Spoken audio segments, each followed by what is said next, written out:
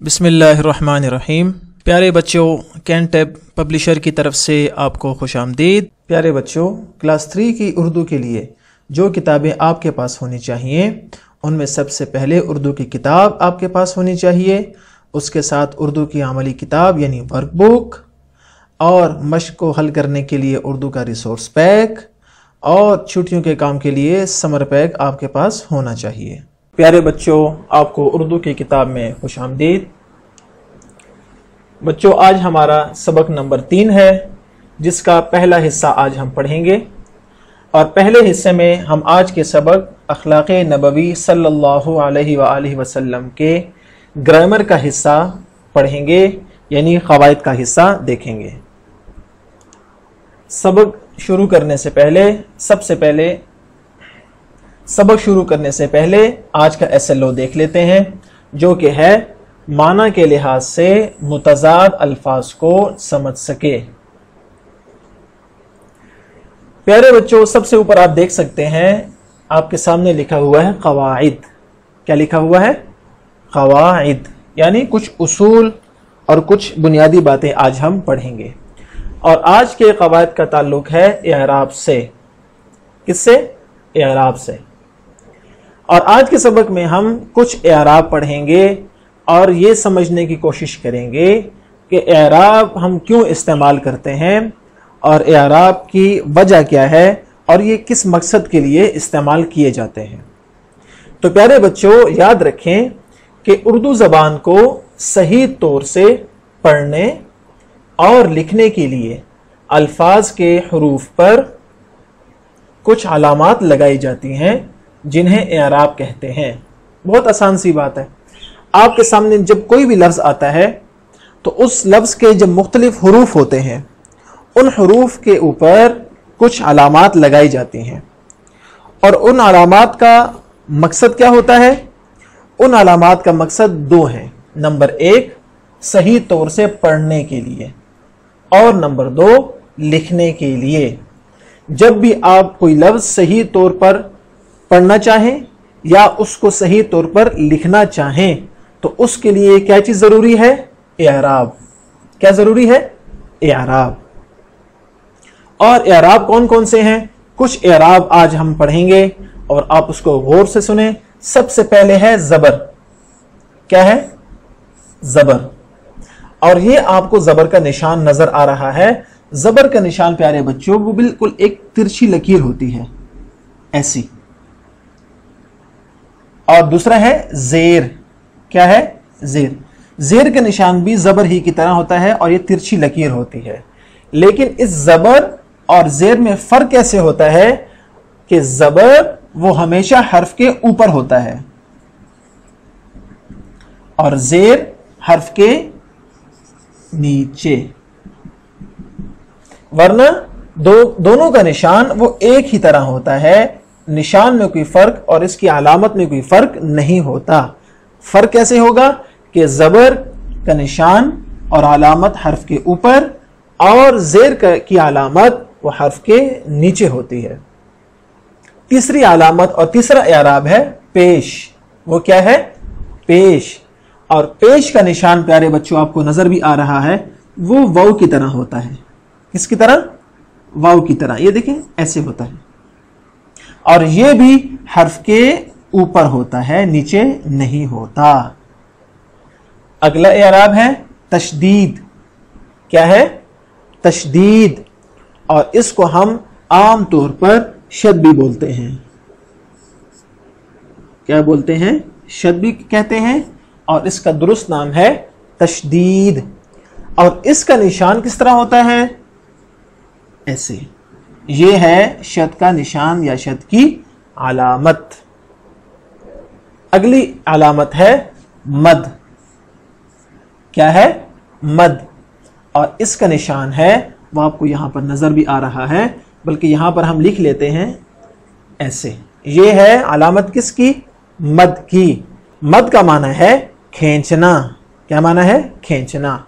और आपने देखा होगा अलिफ मद्दा, अलिफ के ऊपर ये मद का निशान, इसको हम कहते हैं अलिफ मद्दा। ठीक। और आखिरी है जज्म।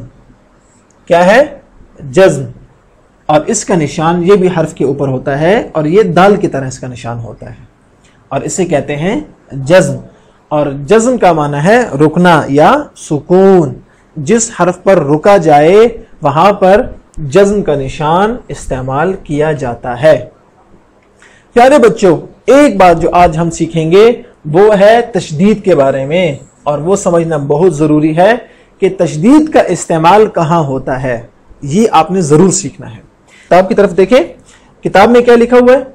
याद रखिए, जब कोई हर्फ 2 बार बोला जाए तो उसे लिखते वक्त उस पर तशदीद की अलामत लगाते हैं और लिखते एक बार ही हैं।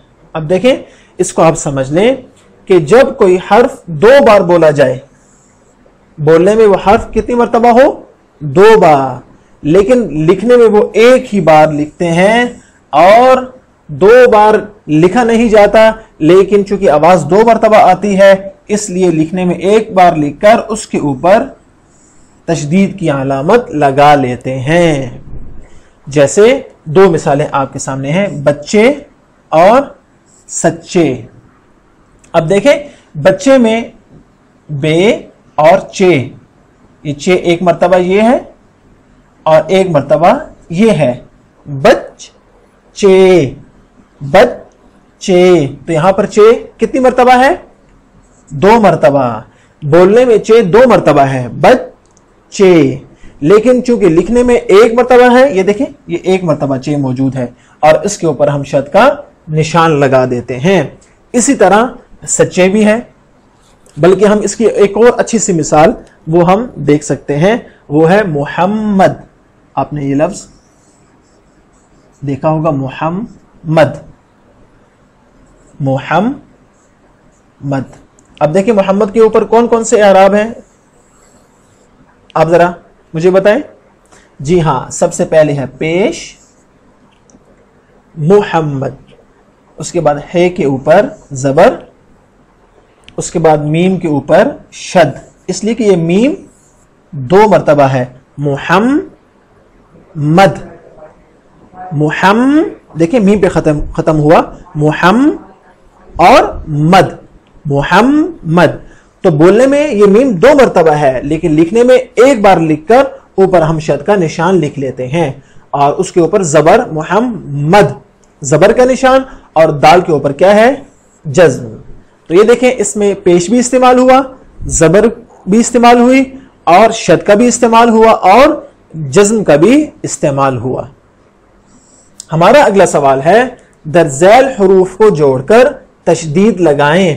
तशदीद आपने सीख ली कि ये बोलने में 2 मर्तबा आता है, लेकिन लिखने में एक बार लिखकर इसके ऊपर शद का निशान या शद की अलामत लगा लेते हैं, जो कि ऐसे होती है। अब हम देखते हैं कि यहां पर कौन से अल्फाज हैं और उनको जोड़कर उनके ऊपर तशदीद का निशान या तशदीद की अलामत लगाते हैं। पहला लफ्ज है हिस्सा।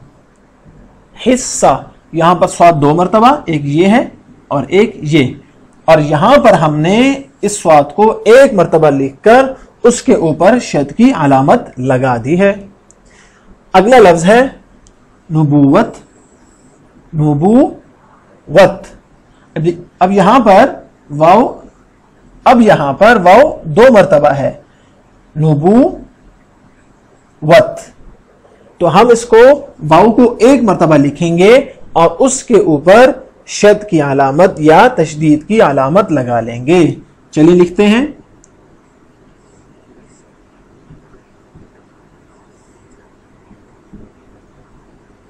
ये देखें, वाव हमने 1 मर्तबा लिखा और उसके ऊपर हमने शद की अलामत लगा ली।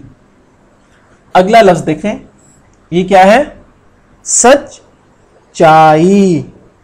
सच चाई, यहां पर कौन सा हर्फ 2 बार है, जी हां, चे। एक चे ये है और एक चे ये है। तो चलिए इसको मिलाकर लिखते हैं,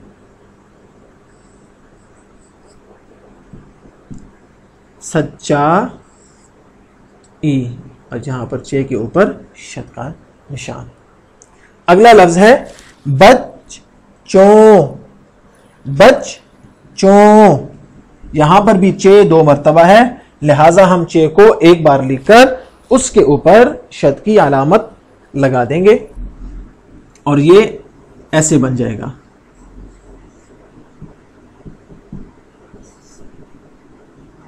बच्चों। अगला लफ्ज है सुन्नत। क्या है? सुन्नत। यहां पर कौन सा हर्फ 2 बार है?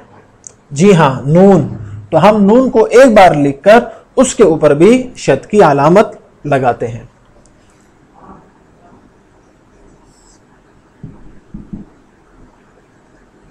सुन्नत।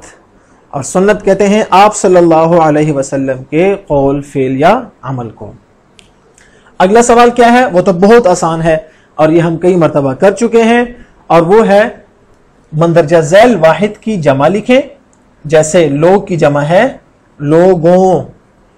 तो हमारे सामने कुछ अल्फाज दिए गए हैं जो कि वाहिद हैं, हमने इन अल्फाज की जमा बनानी है। तो चले मिलकर ये काम करते हैं। पहला लफ्ज है मुसलमान। क्या है? मुसलमान। इसकी जमा आएगी मुसलमानों। मुसलमानों।